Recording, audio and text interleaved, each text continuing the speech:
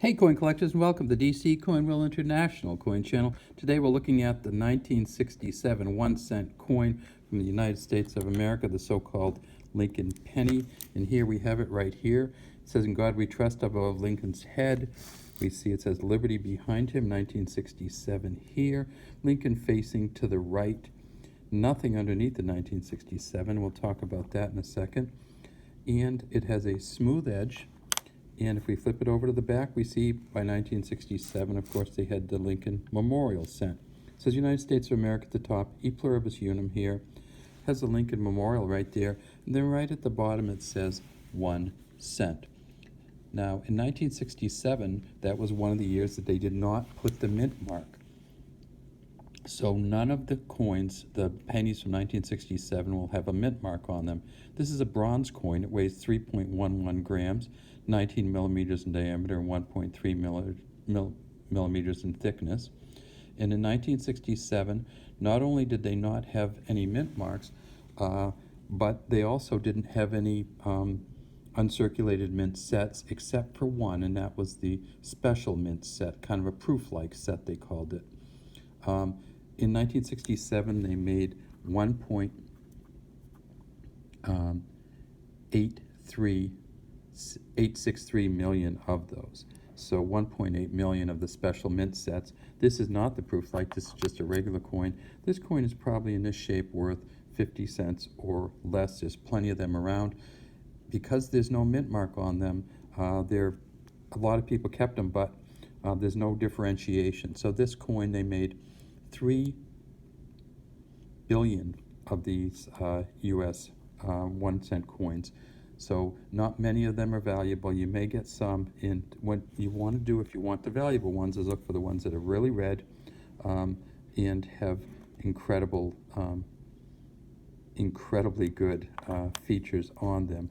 One of the features you want to look for, of course, is over here, down to the right.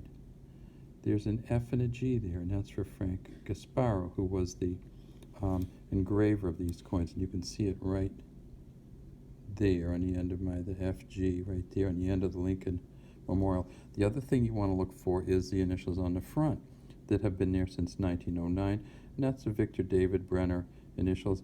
And you'll see on this one, not very good initials. It looks like a good coin, but maybe it got polished up a little bit, because you should see right down in there, you should see a V, a D, and a B.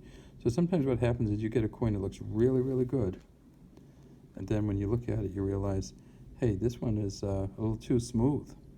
And that's what happened to this one, and that's why it's probably worth 50 cents or less. Now, I want to talk about another country that also produced pennies in 1967, and that's not the United Kingdom, that's actually New Zealand. New Zealand went to the decimalization of the dollar in 1967, and if we can get that light right, we'll see, just pretty red here. 1967, that's the first year they made New Zealand penny. This was a George James Berry design. The front, of course, was the same design that was on all United Kingdom coins, and that, of course, is the Arnold Machin second portrait of Queen Elizabeth. It says Elizabeth II, New Zealand, 1967 here. If we flip it over to the back, we see this is the Fern leaf, 1 cent denomination. It doesn't say cent anywhere on there, just has the 1 in the fern leaf.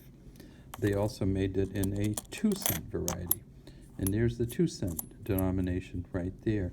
And that's really, I don't know how well you can see this, but this is a really, really nice coin here. And I'm going to put it down a little further. And the 2 cent variety has the Kiwi flowers, I believe it's called, on the back. How many did they make of these? Well, the 2 cent they made about 75 million. They also made it in a proof, in a year set, in a brilliant uncirculated specimen set. So you can find this in a lot of different if you want to find the initials of Mr. Berry, we just look way down. Let's see if we can get that right in here. You can see the initials on this coin.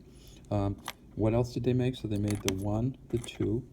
They also made the 5, and it's interesting because New Zealand went for a small nickel. You know, we have a small dime in the United States. New Zealand went for a small nickel and a larger dime, or 10-cent coin, really. They don't call it a dime. Again, a George James Barry. Again, it's a round coin, copper-nickel mix this time. And on the 5-cent coin, they have this funny little animal, and it's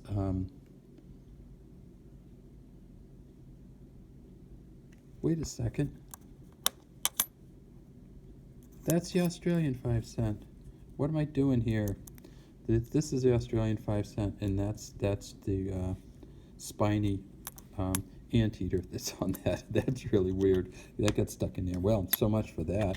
Let's get straight to the New Zealand 10-cent coin. And the New Zealand 10-cent coin, or 1 shilling, because remember they were transferring between the old New Zealand pound and the New Zealand decimalized coins. So this is the 1 shilling. They made 17 million of them. And the light is just awful today. So there we go. So that's the 1 shilling. They made 17 million. And this on the back is a Maori carved mask we see here. All right, there's our bell. Let's see if we can still get one more coin in. And that is the Kiwi, the 20-cent Kiwi coin. And that, again, is a George James Barry design. It's the Kiwi, and it is out hunting in the grass. Just this beautiful bird. This is now on the dollar, I believe, in New Zealand. But at the time, from 1967 to 1985, it was on the 20-cent coin. And this, in 1967, they made 13 million of these. These are worth $1 or $2 in just the general circulation ones. All right, so back to the United States. There's the United States penny. There is the New Zealand penny. And that's all we have for today from DC Coin World International Coin Channel.